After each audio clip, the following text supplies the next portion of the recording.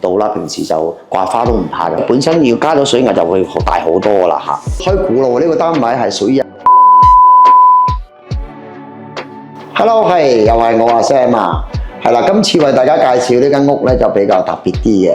咁呢間屋咧就容我起我買個關子先啊，咩屋苑啦。好啦，咁呢個戶主咧就佢比較非常之相信個風水嘅。咁我呢次嘅設計方面咧就完全同佢配合翻個風水個，無論個間隔啦、擺設啦，都係按照佢個需求去做呢樣嘢嘅。咁呢間屋主要嘅元素係用奶油風設計嘅。咁呢個位有一個玄關位，咁入到嚟呢個大門嚟嘅。咁我哋入到嚟之後，呢個位置咧就可以着鞋，比較鞋櫃啦。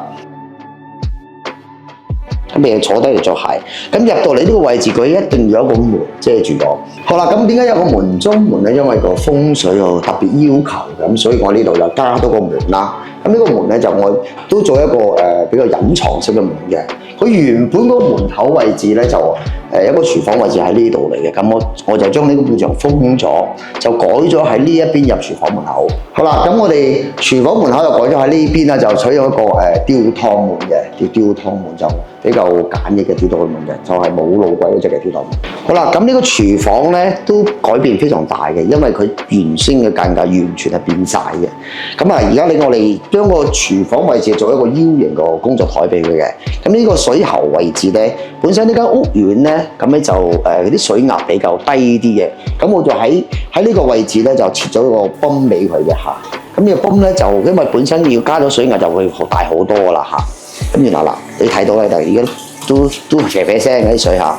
咁然後呢啲轉角位置擺位置都非常方便攞嘢嘅啦。到呢個位置啊，咁呢個位置我設計咗一個拉籃俾佢嘅，係可以擺好多啲儲物量嘅，儲物量幾大下嘅。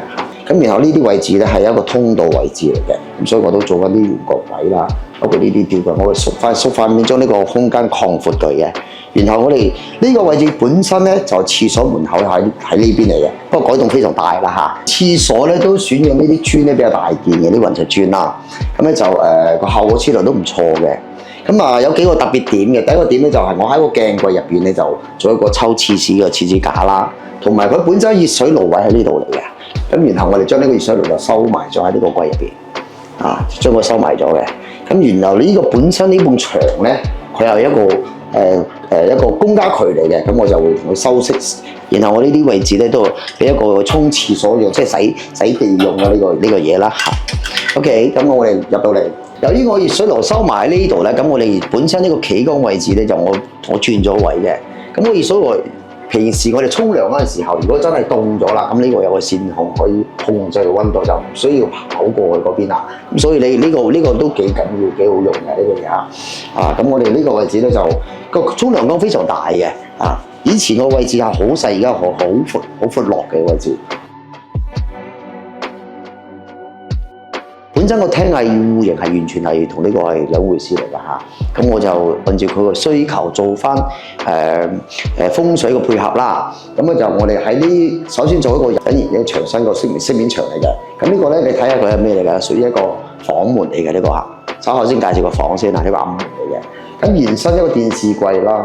咁電視櫃咧咁啊就因為個空間好窄，咁所以咧我哋呢度會偷薄佢，將個空間會拉闊啲咯嚇，就唔會做啲儲物櫃咧呢個位置啊。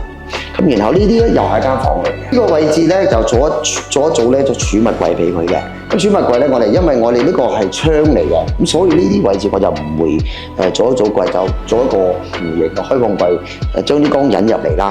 咁咧就呢啲位置我都係做翻啲雲石飾面嘅櫃台面嚟嘅嚇。咁好似呢啲位置點解我會收窄咧？因為佢呢個會擺一張按摩椅嘅。好啦，咁我哋呢個位置咧就係擺梳化仲未到嘅。咁梳化咧後邊咧就平時就批嗰啲做瑜伽室啦。咁我哋又黐一個長布嘅，即係耐磨程度啦。平時就掛花都唔怕嘅，可以抹得嘅。咁呢條係咩嚟嘅？呢個係一個燈槽，一個明燈槽。平時呢啲主燈唔開咧，又開啲眼燈咧，咁你就嗰啲燈光就好光嘅。好啦，嚟緊我哋講緊介紹呢間客房啦。咁呢間客房都係按照個特別嘅要求，要有一張書台嘅。咁呢張書台咧，我哋就喺個簡單咁一個好薄嘅板嚟嘅，同埋我做一個入門口呢個門位俾佢，即係出入咧就會方便啲啦。咁然後我哋呢啲位置都係一個佢掛衫嘅嚇。係比較簡單，一個掛衫嘅位置摺衫啦，一個人瞓嘅。咁然後咧，嗰個床頭呢個位置咧，我都設計咗一個位俾佢啦。呢啲經過撞嗰個位置啦。